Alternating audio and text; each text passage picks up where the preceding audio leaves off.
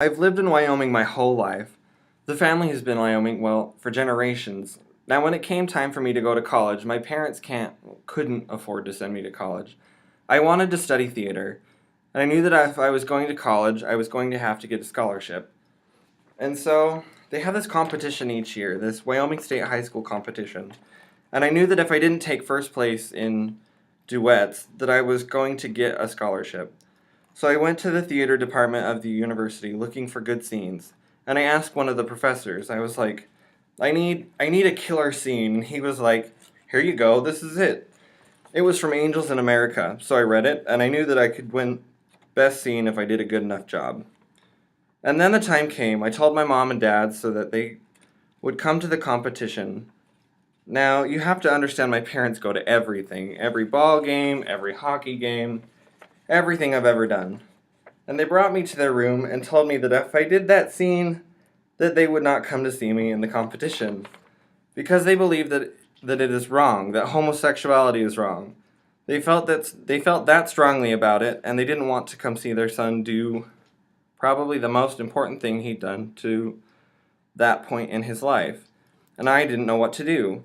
I'd never gone against my parents' wishes, so I was kind of worried about it, but I decided to do it. And all I can remember about the competition is that when we were done, me and my scene partner, we came up to each other and we shook hands, and there was a standing ovation. Oh man, it was amazing. And we took first place, and we won. And that's how I can afford to be here at the university, because of that scene. It was one of the best moments of my life, and my parents weren't there. And to this day, that was the one thing that my parents didn't see me do. And thinking back on it, I think, why did I do it? Why did I oppose my parents? Because I'm not gay, so why did I do it? I guess the only honest answer I can give is that, well, I wanted to win.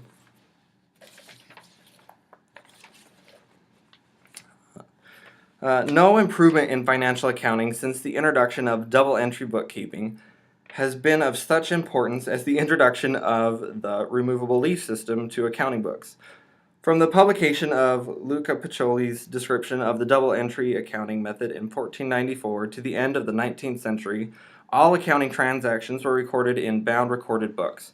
Pages could not be removed from or added to these volumes without destroying their structural integrity.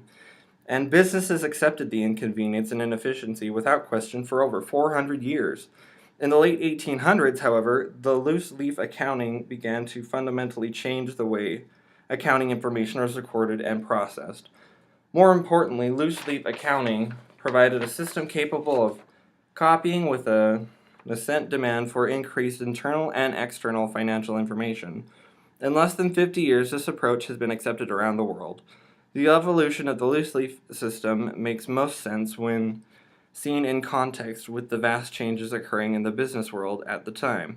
The growth of the corporate entity, the creation of the modern office, the development of new means of communication and information processing, all requiring more information, ultimately drove the acceptance of loose leaf accounting. Before these changes, there was little need for the loose leaf system. After them, it was impossible not to have such a system.